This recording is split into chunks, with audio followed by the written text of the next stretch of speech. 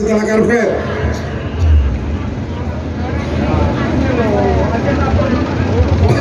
Ngarepe kurang katine Jombang.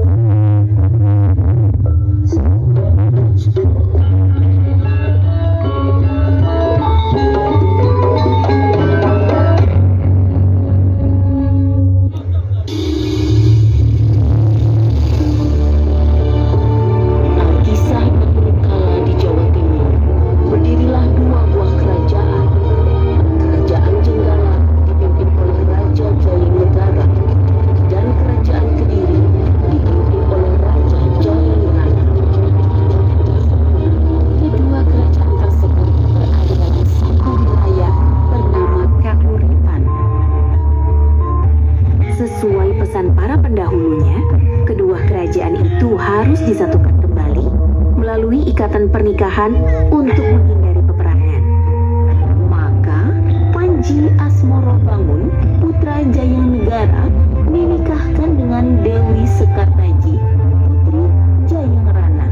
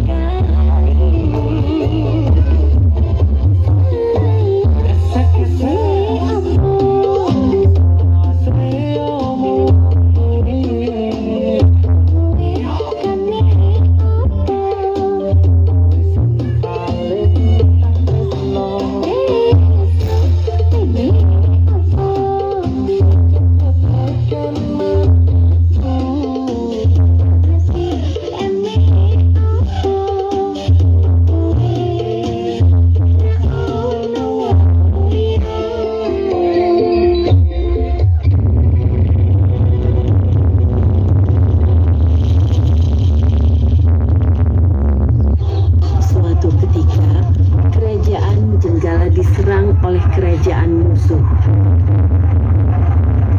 Pertempuran berlangsung sengit dan tak seimbang. Prajurit Jenggala kewalahan hingga musuh mendekati istana. Melihat bahaya itu, Dewi Sekartaji bergegas menyelamatkan diri, meninggalkan istana. Kakanda, maafkan aku. Aku harus pergi dari istana ini agar selamat.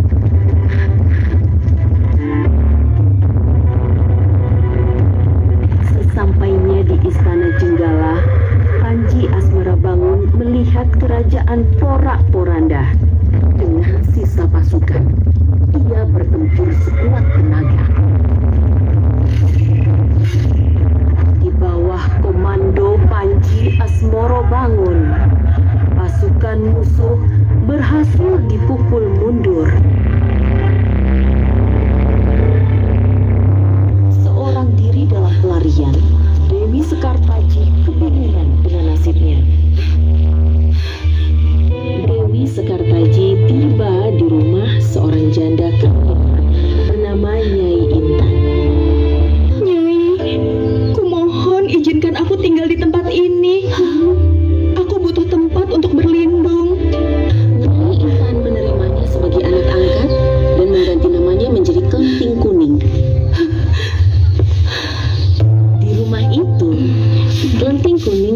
Ijo disuruh mengerjakan seluruh pekerjaan rumah. Kelenting kuning sering dibentak dan diperlakukan tidak layak. Bahkan terkadang hanya diberi makan sekali sehari. Beberapa waktu kemudian, Jenggala teraman. Panji Asmora Bangun memutuskan pergi mencari istrinya. Keesokan harinya, Panji Asmoro Bangun dan pengawalinya berangkat menuju desa Dadapan dekat Sungai Bengawan Solo. Di tepi sungai, mereka dihadang oleh Yuyu Kangkang, makhluk kepiting raksasa penguasa perairan itu. Terjadilah pertempuran hebat. Panji Asmoro Bangun berhasil menaklukkannya. Setelah itu, ia tinggal di rumah janda tua bernama Mbok Rondo dan menjadi anak angkatnya. Beberapa hari kemudian, Panji Asmoro Bangun memerintahkan pengawalnya membuat sayembara cari jodoh. Berita sayembara tersebar luas hingga desa seberang. Mendengarnya, kelenting abang, Ijo, dan biru sangat gembira. Mereka berdandan secantik mungkin, berharap dipilih menjadi permaisuri. Saat mereka sibuk berdandan, kelenting kuning hanya melihat dari jauh. Kelenting biru memerintahkannya mencuci pakaian kotor di sungai. Kelenting kuning, kamu tidak usah ikut melamar. Kamu di rumah saja. Pergilah ke sungai dan cuci semua pakaian kotor itu. Wahai Tuan Putri, Bangau bisa bicara? Gilah ke desa Dadapan mengikuti sayembara itu. Di sana Tuan Putri akan bertemu Panji Asmoro Bangun.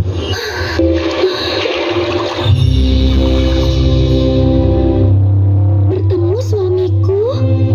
Bawalah cambuk ini, gunakan bila membutuhkan pertolongan. Bangau itu terbang pergi. Mendengar kabar itu, kelenting kuning segera pulang, lalu bersiap menuju desa Dadapan. Sementara itu, kelenting abang, Ijo, biru, dan Nyai Intan sudah tiba di tepi Bengawan Solo. Mereka kebingungan karena tak ada perahu. Aku akan membantu menyeberangkan kalian, tapi kalian harus menciumku terlebih dahulu. Ketika bersaudara itu menerima syarat tersebut, satu persatu mereka mencium Yuyu Kangkang. Lalu diantar ke seberang.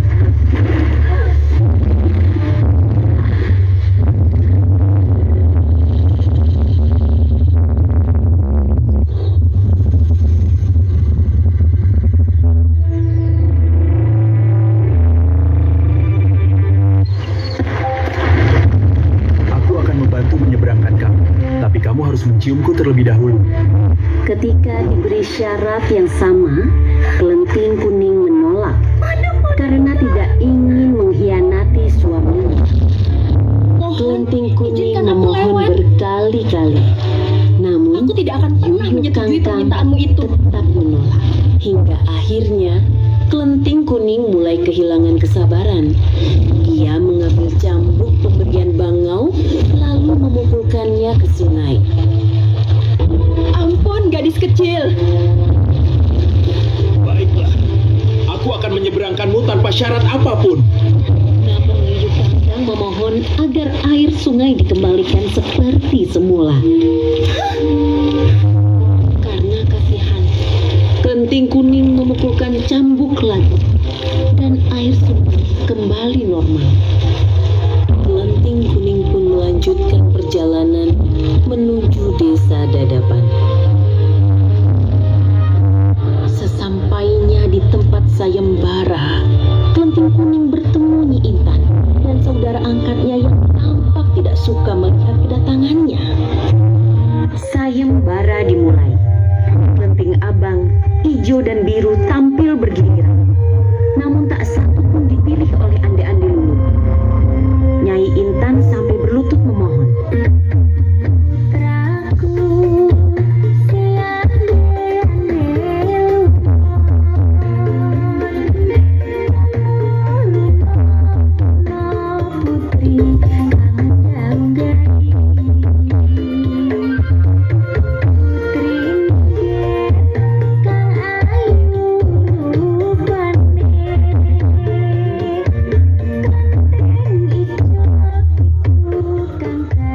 Ketiga putri Nyai memang cantik, tapi aku tidak memilih mereka.